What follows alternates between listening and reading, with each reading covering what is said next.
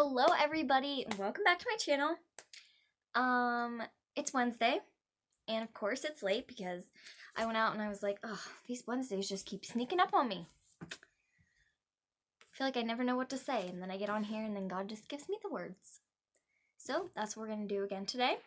I hope everybody had a wonderful week, relaxing week. It's been a rough one over here, to be completely honest with you, but I'm conquering it. I'm putting my best foot forward. I'm making it the best that I can make it. I'm doing my best, and that's all that matters. Today, I really want to speak to you and let you know that it is okay that you are anxious. It is okay that you are stressed. What isn't okay is whenever it gets to the point that that consumes you and it takes away from all of the good in your life. Whenever I was really struggling, my mom used to ask me every morning. I'd wake up and, I'd have that look on my face, like just exhausted. And I would wake up and she would say, what's one good thing that is going to come out of today? And even if it was just that they were having something good for lunch, that was a positive in my life, and it gave my life a purpose in that day. And like I said, stress is not bad. Being stressed is not bad. It's whenever you let that stress, that anxiety, that depression, those things, it's when you let them consume you. And I think a lot of that has to do in teenage lives, and even more so now in adult lives, even, and even as early as elementary age, that people are putting others down because of situations they've been through. Someone going through a mental health issue is not something to joke about. And I realize that sometimes laughing things off is easier than confronting situations.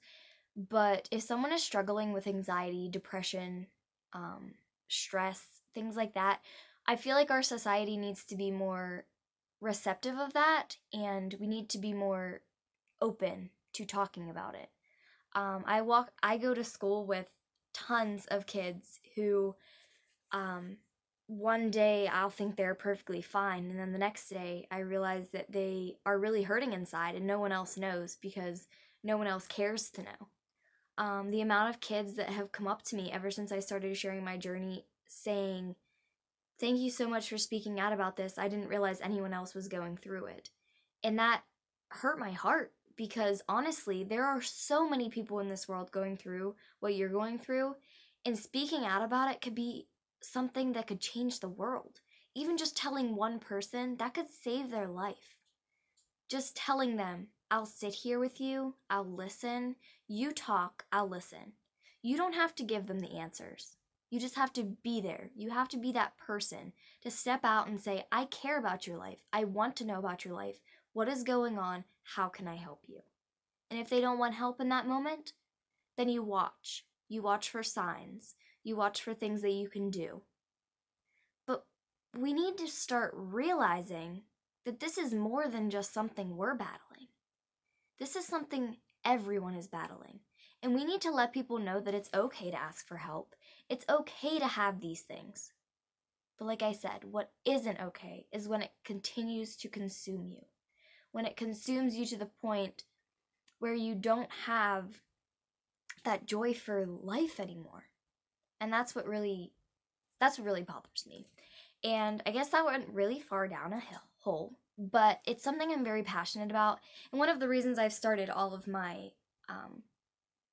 speakings, because I just feel like the more we speak about it, the more we are able to help others.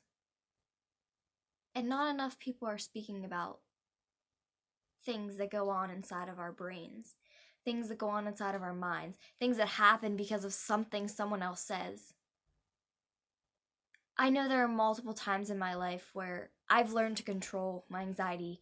I've learned to control the thoughts that I have. But some people don't have that. And some people need that support.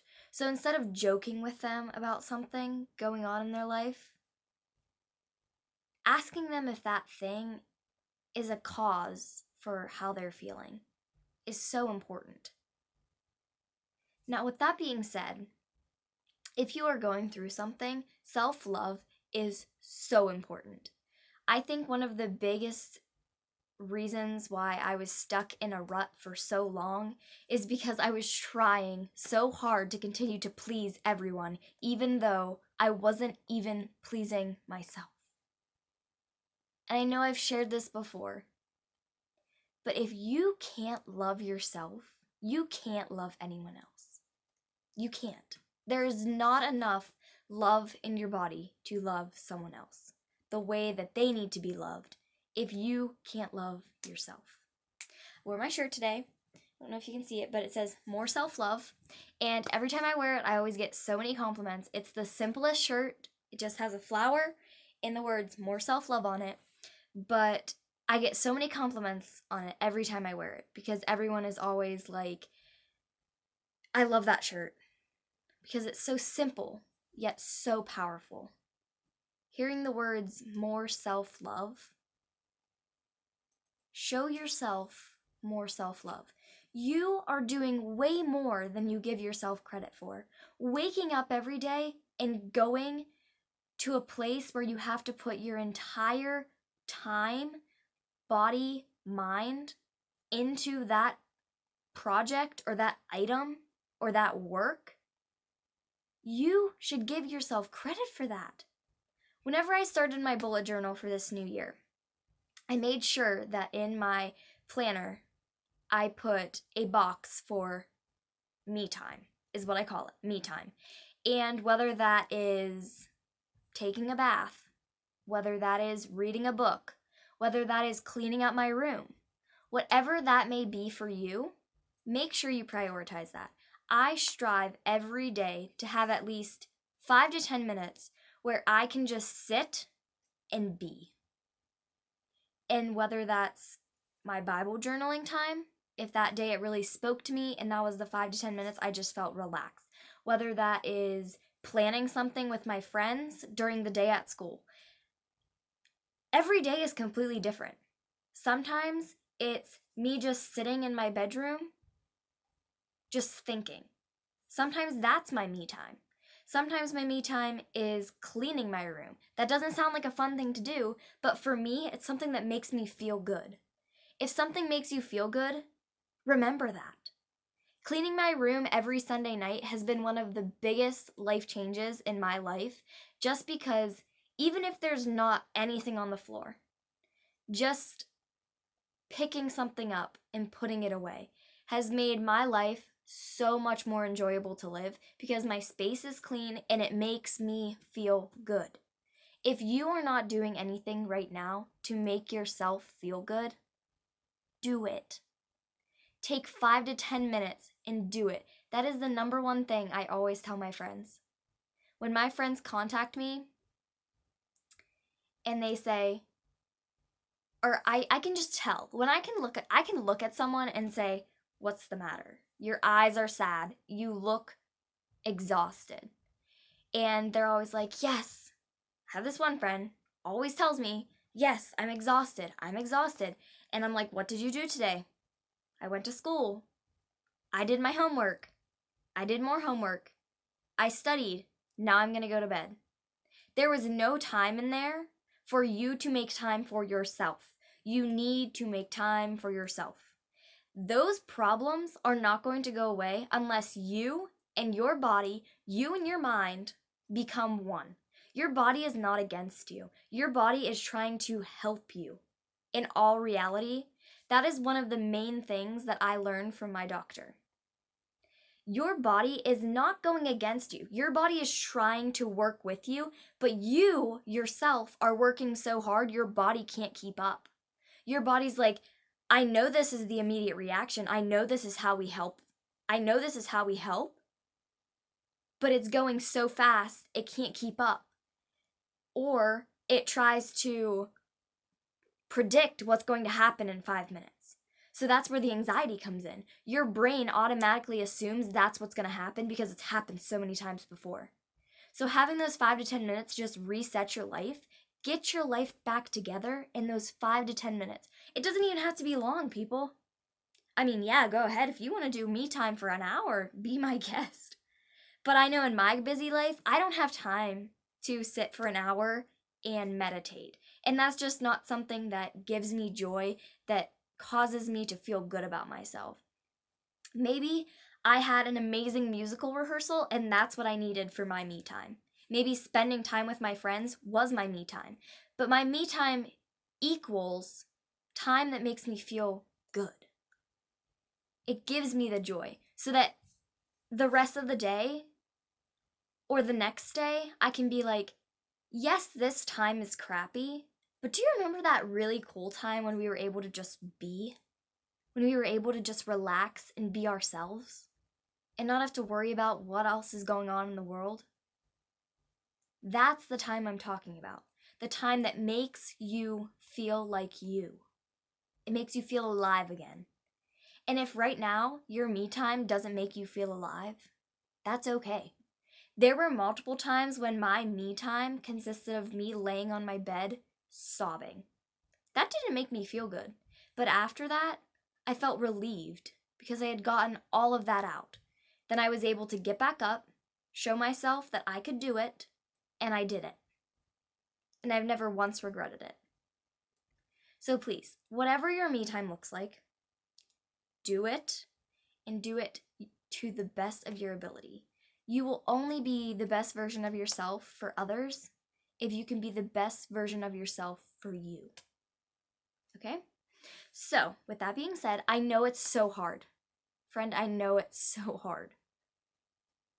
Trust me, I would not be sitting here today if it was easy. It is so hard, but it is so worth it. There are times when I sit and I write about my experiences, I write about things that I've gone through, and I sit and I cry happy tears, grateful tears, because of all the things I've been through, and now all the things that I can talk about. All the things that I can say, I did that. And here I am today. So, I hope you got a little bit of inspiration from this video. I really don't know why this came to my head. Maybe it's for someone out there that needed it, or maybe it's just a reminder for everyone who's in the process of doing this right now. But I really believe that God puts things in my head. My dad likes to say whenever he talks at church that it wasn't him talking, it was God. And I love that because that's how I feel when I get on to do these videos. This isn't me talking. This is God using me to reach you. And I hope you felt God's presence. I hope you felt God's love. And I hope you feel God's love and presence the rest of this week. I'll see you next Wednesday. Next Wednesday is the day after Valentine's Day, and I'm so excited. I'm so excited. I love Valentine's Day. It's definitely a sensitive topic for a single gal like me, but I do have a really cool quote to share with you that has really helped my perspective, and I really hope that you guys have a great Valentine's Day. And in honor of Valentine's Day, remember that I love you, and you should always love yourself. Okay, we have to do that again because I did not even say it right. I couldn't even say my own outro right. I was about to click the button and I was like, that was not right. I love you, and you should love you too. Bye, everybody.